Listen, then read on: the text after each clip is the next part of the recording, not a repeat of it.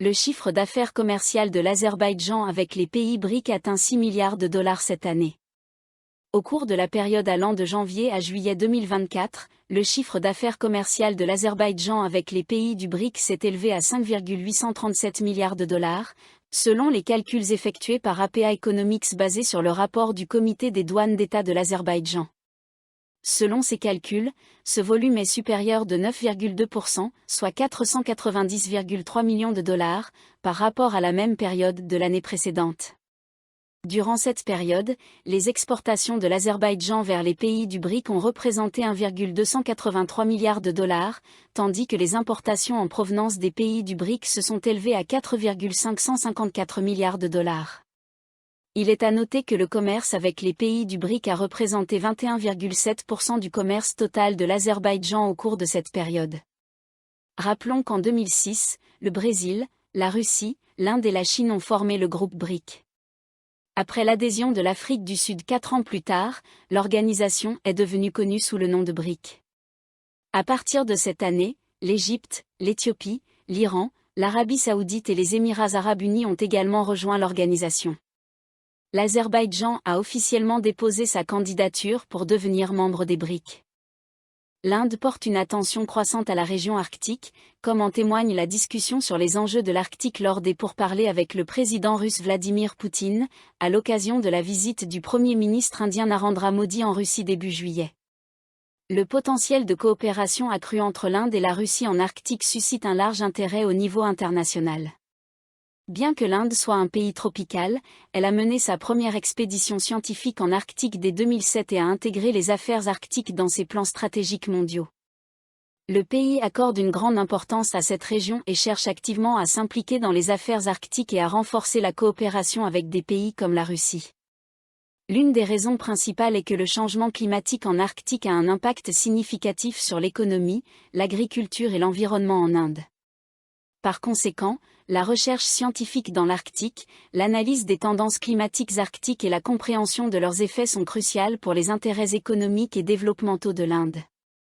De plus, les vastes ressources énergétiques de l'Arctique revêtent une importance capitale pour le développement futur de l'Inde.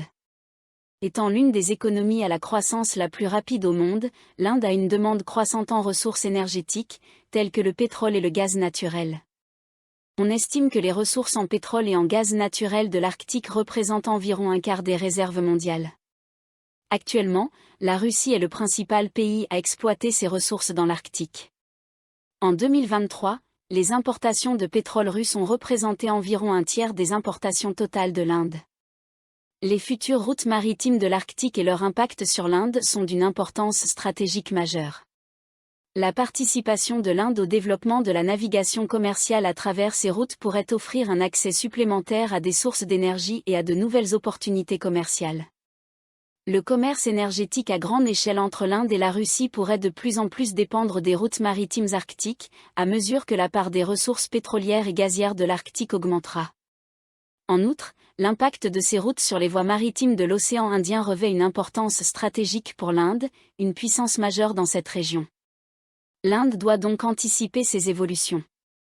L'Inde estime que, en tant que puissance mondiale majeure, elle doit démontrer qu'elle peut influencer les grandes questions mondiales, telles que le climat, l'environnement, l'énergie et les routes maritimes. Elle est également consciente de la participation active de la Chine dans les affaires arctiques et de son rôle croissant. L'Inde espère ainsi devenir un acteur compétitif face à la Chine dans cette région. Pour la Russie, continuer sa coopération stratégique avec l'Inde, y compris en Arctique, est crucial.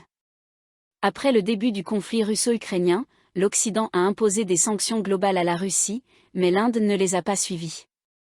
Alors que l'Occident réduit progressivement ses liens énergétiques avec la Russie, l'Inde a considérablement augmenté ses importations énergétiques en provenance de Russie. En 2021, le pétrole russe représentait seulement 2% des importations annuelles de brut de l'Inde. Cependant, ce chiffre a rapidement augmenté pour dépasser 30% en 2023. Avec l'augmentation de la part des ressources pétrolières et gazières arctiques dans l'industrie énergétique russe, les bases d'une coopération renforcée entre la Russie et l'Inde dans l'Arctique sont bien établies. En raison des sanctions occidentales, la politique étrangère de la Russie se tourne de plus en plus vers les pays de l'Est. En matière de développement arctique, la Russie a déjà établi une coopération fructueuse avec la Chine et espère que l'Inde pourra intensifier sa participation. À long terme, la Chine, la Russie et l'Inde partagent des intérêts communs dans des domaines tels que la construction de routes maritimes en Arctique, l'exploitation des ressources arctiques et la lutte contre le changement climatique dans cette région.